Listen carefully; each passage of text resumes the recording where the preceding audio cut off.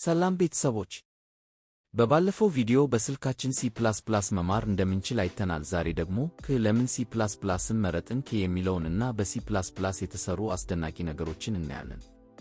በሮቦቲክስ ዓለም ውስጥ ፍጥነት እና ሪል ታይም ሪስፖንስ ወሳኝ ነገሮች ናቸው። ለምሳሌ አንድ የሚበር ድሮን ወይም በራሱ የሚነዳ መኪና ወይም ሴልፍ ድራይቪንግ ካር እንቅፋት ሲያጋጥመው ውሳኔ መስጠት ያለበት በሰከንድ ስብርባሪ ውስጥ ነው። ፓይተን በጣም ቀላል እና ደስ የሚል ቢሆንም እንደ C++ ፈጣን አይደለም። C++ በቀጥታ ከሮቦቱ ሃርድዌርና ሜሞሪ ጋር ያለምንም መዘግየት ትዕዛዞችን ያስፈጽማል። ለዚህ ነው በሮቦቲክስ ዓለም C++ ንጉሥ የሆነው።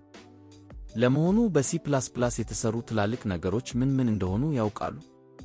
የናሳ የማርስ መንኮራኩሮች በማርስ ላይ የሚንቀሳቀሱት እነ ኩሪዮሲቲ እና ፐርሰቨራንስ ሮቨሮች የሚመሩት በC++ ኮድ ነው። ምክንያቱም በጠፈር ላይ ለስህተት ቦታ ስለሌለ እና እጅግ በጣም አስተማማኝ ቋንቋ ስለሚያስፈልግ ነው።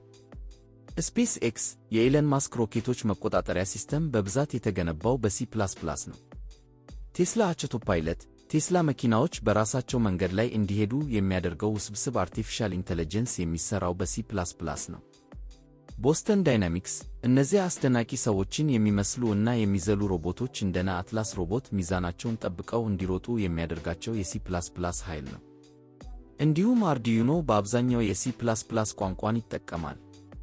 ከሮቦቲክስም ውጭ ብናይ የምንጠቀማቸው እንደ ዊንዶውስ እና ማክ ኦፕሬቲንግ ሲስተም ያሉ ሲስተሞች፣ እንደ ፎቶሾፕ ያሉ ፕሮግራሞች እና እንደ ኮል ኦፍ ዲዩቲ እና ፐብጂ ያሉ ግዙፍ ጌሞች የተሰሩት በዚህ ቋንቋ ነው።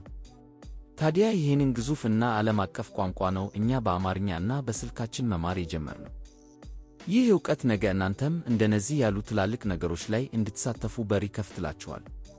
በቀጣዩ ቪዲዮ የመጀመሪያውን የC++ ኮድ በአውረድነጀ መተግበሪያ አብረን እንጽፋለን። ዝግጁ ናችሁ?